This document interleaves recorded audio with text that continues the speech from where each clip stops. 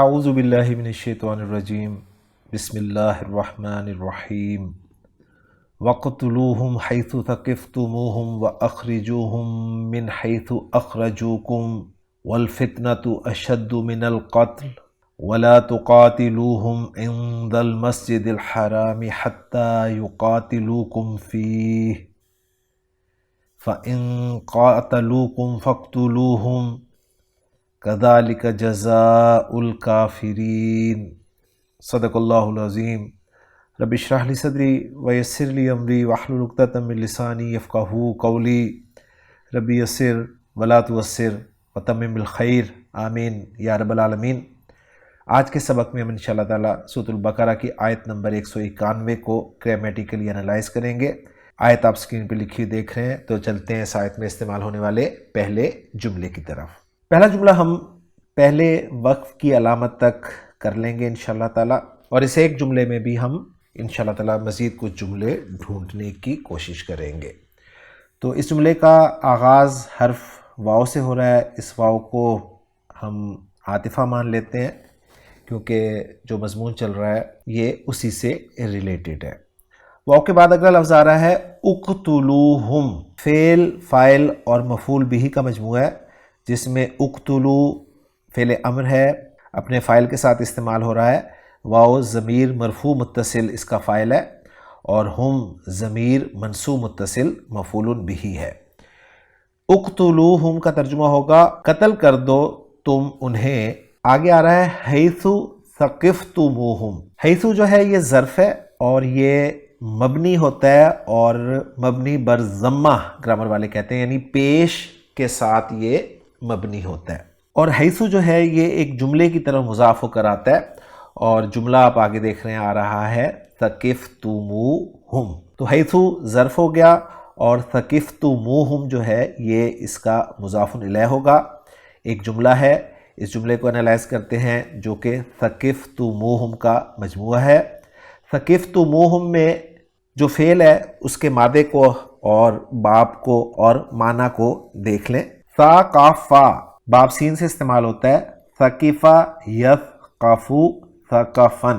اس کے ایک معنی ہے مہارت نگاہ سے کسی چیز کا ادراک کرنا، کسی چیز کو پا لینا، اور دوسرے معنی ہے کسی کو جا پکڑنا، کامیاب ہونا۔ اور خان صاحب نے آیت کا ریفرنس بھی یہی دیا ہے کہ وَقْتُلُوهُمْ حَيْثُ ثَقِفْتُمُوهُمْ، اور ترجمہ انہوں نے کیا ہے اور تم لوگ قتل کرو ان کو جہاں کہیں تم لوگ پاؤ ان کو۔ اور پھر مزید ریفرنس دیا ہوا ہے خان صاحب نے سورۃ الممتحنہ کا۔ اور آپ کی دلچسپی کے لیے عرض کرتا چلوں کہ قرآن مجید میں اس مادے سے جو الفاظ استعمال ہوئے ہیں المعجم المفہرس میں ان کو اکٹھا کر دیا گیا ہے۔ تو اسکرین پہ آپ دیکھ رہے ہیں کہ کہاں کہاں اس مادے کو استعمال کرتے ہوئے کون کون سے صیغے اللہ تعالیٰ نے استعمال کیے ہیں۔ تو بہرحال ثقفتموہم، جیسا میں نے کہا کہ یہ فعل، فاعل اور مفعول کا مجموعہ ہے۔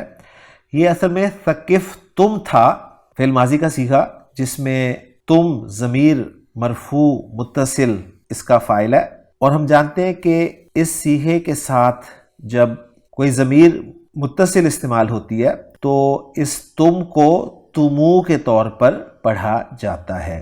تو یہ اصل میں تھا ثقفتمہم، لیکن پھر اس کو ثقفتموہم پڑھا گیا۔ اور قرآن مجید میں اس طرح کی بہت ساری ایگزامپلز آپ کو مزید مل جائیں گی۔ ثقفتمو فعل اور فاعل ہو گیا، ہم ضمیر منصوب متصل مفعول بہ ہو گیا، فعل اپنے فاعل اور مفعول بہ سے مل کر جملہ فعلیہ خبریہ ہو کر محلاً مجرور مضاف الیہ ہو گیا حیث ظرف کے لیے، اور حیث ظرف اپنے مضاف الیہ سے مل کر یہ متعلق ہو گیا اقتلو فعل کے، یا اس کا مفعول فی ہو گیا۔ اور ترجمہ ہم کریں گے اور قتل کرو تم انہیں جہاں تم پاؤ انہیں۔ اس کے بعد آگے آ رہا ہے واو، اور میں نے جیسے عرض کیا کہ کلام کے درمیان میں آنے والی واو اکثر واو عاطفہ ہوتی ہے، تو اس کو ہم عاطفہ قرار دے دیں گے۔ اور اس کے بعد جو اگلا جملہ آ رہا ہے وہ ہے اخرجوہم۔ اخرجوہم یہ بھی فعل، فاعل اور مفعول بہ کا مجموعہ ہے۔ خاراجی مادہ باب فعل اخرج یخرجو اخراجن نکالنا کے معنی میں استعمال ہوتا ہے. اخرجو فعل امر ہے، فعل امر ہے تو اس کا فاعل ساتھ ہوتا ہے، واو ضمیر مرفوع متصل اس کا فاعل ہے، اور ہم ضمیر منصوب متصل مفعول بہ. اخرجوہم تم باہر نکال کرو انہیں، یہ آپ کا معطوف ہو گیا. اور میں بار بار ذکر کر چکا ہوں کہ جب بھی آپ کسی کو معطوف بنائیں تو اس کا معطوف علیہ ضرور ڈھونڈیں. تو اخرجوہم اس کا عطف ہم کریں گے اقتلوہم پر، پھر مفہوم صحیح بنے گا، یعنی تم قتل کرو انہیں اور تم نکال باہر کرو انہیں. اس کے بعد آگے آ رہا ہے من حیث اخرجوکم. من حرف جر ہے اور اس کے بعد حیث ظرف آ گیا، اور میں نے جیسے آپ کو ابھی بتایا تھا کہ حیث ظرف ہے اور یہ مبنی ہے، اور مبنی بر ضمہ ہے، یعنی ضمہ کی علامت پر یہ مبنی ہوتا ہے. اس لیے آپ دیکھیں من کے بعد بھی حیث کا حیث ہی رہا ہے.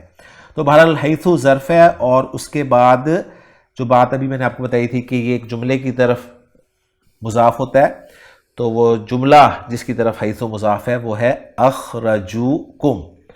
اخرجوکم فعل فاعل مفعول بہ کا مجموعہ ہے، جس میں اخرجو فعل اور فاعل ہے. اخرجو فعل ماضی جمع مذکر غائب کا صیغہ، واو ضمیر مرفوع متصل اس کا فاعل، اور کم ضمیر منصوب متصل مفعول بہ. اخرجوکم فعل اپنے فاعل مفعول بہ سے مل کر جملہ فعلیہ خبریہ ہو کر محلاً مجرور مضاف الیہ حیث ظرف کے لیے، اور حیث ظرف اپنے مضاف الیہ سے مل کر محلاً مجرور حرف جر من کے لیے، اور حرف جر من اپنے مجرور کے ساتھ مل کر متعلق ہو گیا اخرجو فعل کے، اور اخرجو فعل اپنے فاعل مفعول بہ اور متعلق سے مل کر جملہ فعلیہ خبریہ ہو گیا. اور ترجمہ کریں گے اور باہر نکال کرو تم انہیں جہاں سے انہوں نے باہر نکالا تمہیں. تو یہاں تک ہم ایک جملہ بنا لیتے ہیں، اور اس کے بعد یہ جو دوسرا جملہ ہے والفتنۃ اشد من القتل، اس کو ہم نیچے لے جاتے ہیں جی، اور اس کو انالائز کرتے ہیں. اس واو کے بارے میں دیکھ رہا تھا کہ اس واو کو واو اعتراضیہ مانا گیا، اور اس کے بعد جو جملہ آئے گا وہ جملہ معترضہ کہلائے گا، اور اس کا بھی کوئی اعراب نہیں ہوتا. جملہ معترضہ جو آ رہا ہے اس میں الفتنۃ معرفہ اسم مرفوع اسم اس سے آغاز ہو رہا ہے تو یہ مبتدا بنا لیں گے. الفتنہ تو مبتدا ہو گیا، اس کے بعد جب بھی مبتدا ہوگا اس کی خبر آئے گی، تو اشدو جو ہے یہ اس کی خبر ہے.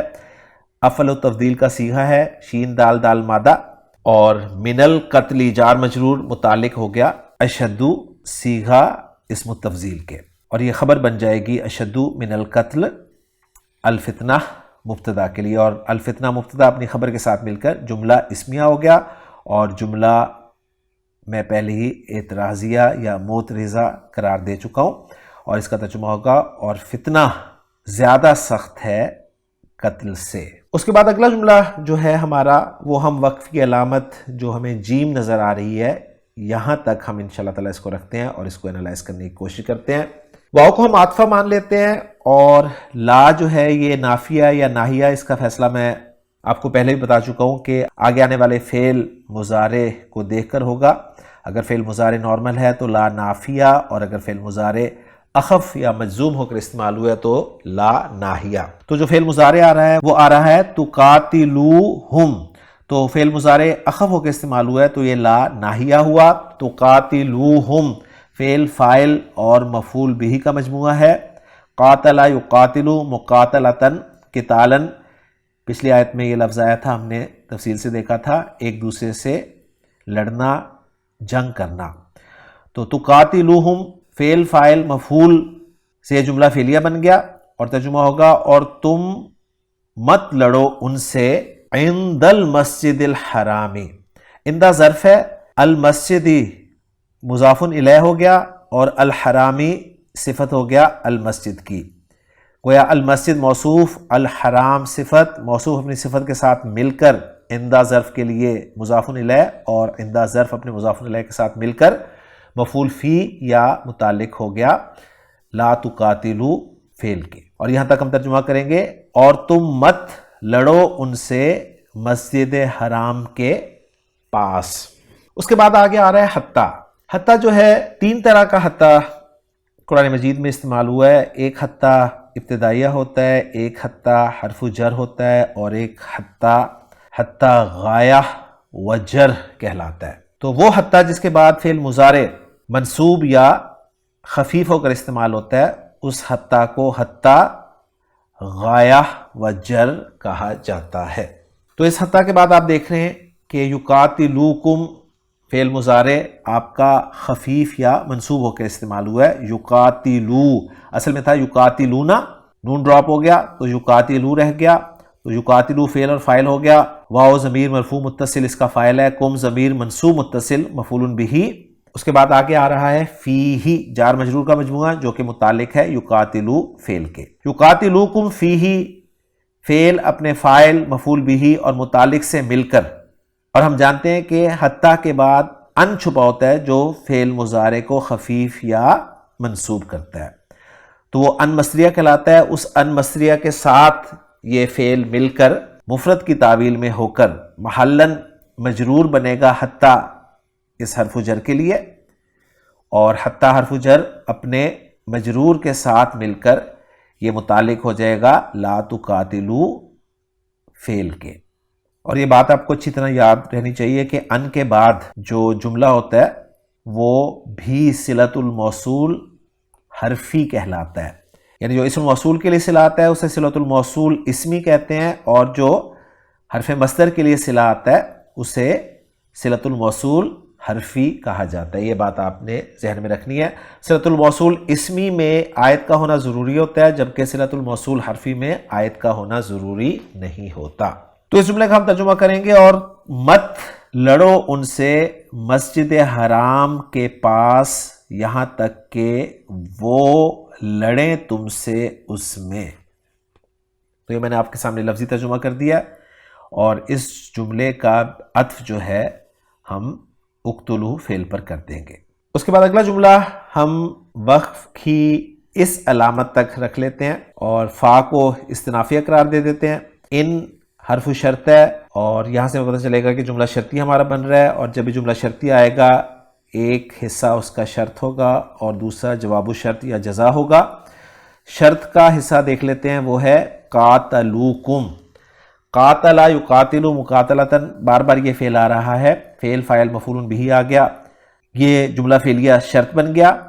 ترجمہ کریں گے اگر وہ جنگ کریں تم سے، تو فا جزائیہ آ گیا، اور جو جواب الشرط ہے وہ ہے اقتلوہم. اور یہ فا جزائیہ ہم جانتے ہیں کہاں کہاں لانا جو ہے واجب ہوتا ہے. تو جب بھی جملہ طلبیہ ہوتا ہے، یعنی فعل امر ہو، فعل نہیں ہو، استفہام ہو، تمنی ہو یا رجا ہو، تو اس وقت فا کا داخلہ واجب ہوتا ہے. تو یہ فعل امر آ رہا ہے اقتلوہم، فعل امر فاعل اور مفعول بہ.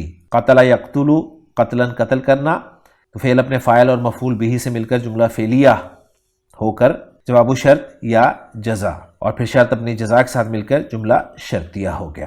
اور فا کو استنافیہ قرار دیا ہے تو جملہ مستانفہ ہو جائے گا. اور ہم ترجمہ کریں گے اور اگر وہ لڑے تم سے تو تم قتل کرو انہیں. اور آخری جملہ جس میں ہماری آیت ختم ہو رہی ہے وہ ہے کذالک جزاء الکافرین. کذالک جار اور مجرور کا مجموعہ ہے، اور فعل ہمیں آگے کوئی نظر نہیں آ رہا تو ہم اسے جملہ اسمیہ ہی بنائیں گے.